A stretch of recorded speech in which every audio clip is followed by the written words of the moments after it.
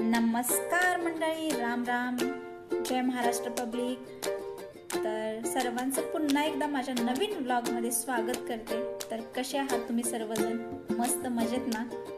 तर कॅप्शन वाचून समजलंच असेल तुम्हाला आपण कुठे चाललोय. तर हो, आपण चाललोय वणीला, सप्तशृंगी गडावरती देवीचं दर्शन घ्यायला. जाता जाता हा निसर्गाचा आनंद घेत आम्ही चाललोय, कारण निसर्गच एवढा भारी झाला होता.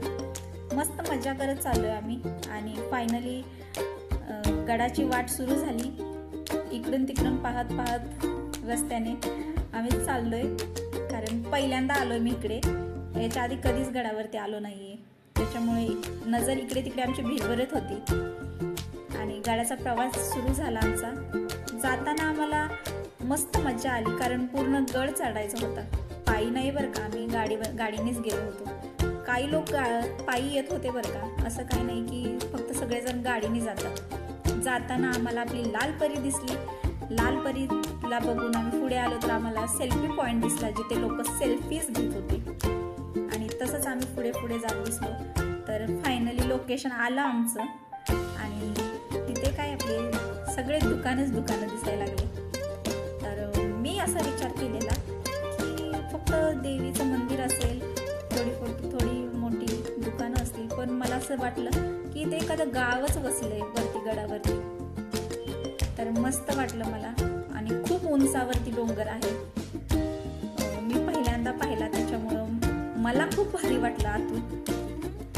तर गाडी पार्किंगसाठी शोधतोय आम्ही, आमची गाडी पार्क करायसाठी.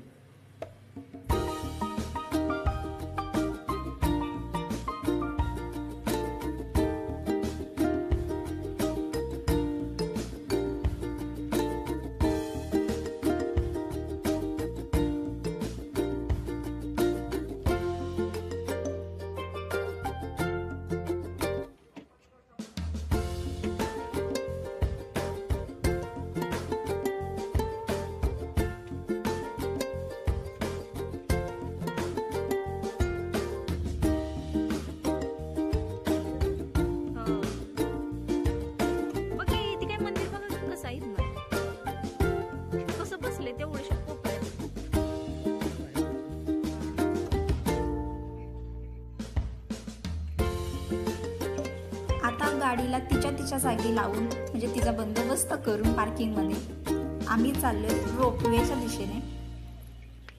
कारण पायऱ्याने चढून जाणं शक्य नव्हतं.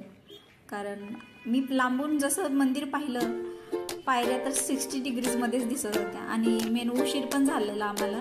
तर पायऱ्या चढून दर्शन घेऊन यायला खूप लेट होणार होता. मग आम्ही निर्णय घेतला रोपवेने जायचं. मग आता तिथे तिकीट काउंटर कसे आलोय. आणि पहिल्यांदा आल्यामुळे जरा गडबडलो बरं का, कारण आम्हाला माहीतच नाही कुठून तिकीट घ्यायचं. तर आता एक फायनली तिकीट काढू आम्ही आणि जाऊ आतमध्ये रोपवेमध्ये बसायला. पहिल्यांदा आलोय, त्याच्यामुळे समजत नव्हतं काय कुठे. तर तिकीट काढली आणि आतमध्ये आलो. आणि असं कोणतंच देवस्थान नाही जिथे मंदिरामध्ये कोणतंच सामान मिळत नाही.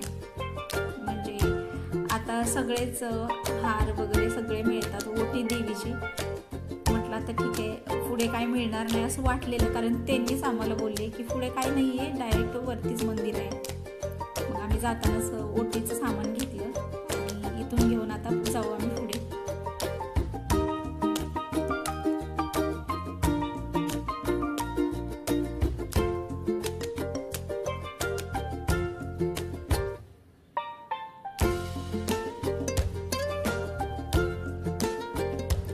त्या ओटी दिली बरं का त्यांनी, पण त्याला काय म्हटलं, बॅगमध्ये नको देऊ, एखादं बास्केट वगैरे असेल तर त्यामध्ये दे. तर तो बोलला नाही, पिशवीमध्येच देणार. तर त्याच्याशी थोडा वाद घेतला आम्ही. ॲज अ वुमन काय करणार. तर चला, आम्ही तर चाललो रोपवेच्या दिशेने बसायला. खूप आतमधून फिरून जावं लागतंय. अजून किती लांब आहे माहिती नाही आहे. तर फॉलो मी गाईज. आतमध्ये सगळी शॉप्सच आहेत, म्हणजे दुकानच आहेत. सगळी खाऊची, म्हणजे प्रसादाची, खेळणीची, सगळं सामानाची सगळी दुकानच आहेत. निघाले आता रोपवेच्या दिशेने. आणि मस्त. तुम्ही पुढे वाटली मी मागे थांबतो व्हिडिओ काढायला तुम्ही पुढे वाटली.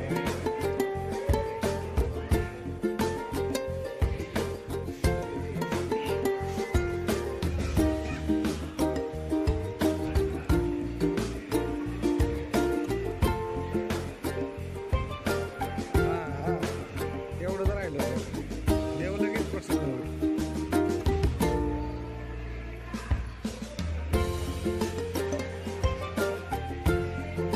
फायनली आलो आपण रोपवेच्या इथे.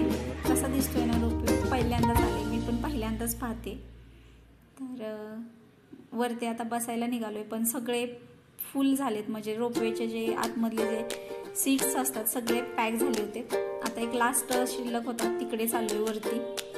तर त्यामध्ये पण थोडेसे सीट शिल्लक होते. नशीब आम्हाला मिळालं नाही, तर तो रोपवे वरतून खाली येईपर्यंत थांबावं लागलं असतं आम्हाला.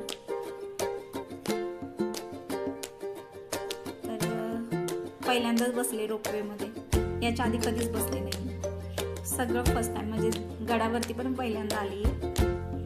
तर असा काही दिसतो रोपवे, आणि फुल झाला त्यामुळे काचा बंद झाल्या आता, आणि चालला आता वरच्या दिशेने, मंदिराच्या दिशेकडे. मस्त वाटते, भारी वाटत होतं, फिलिंग गुड.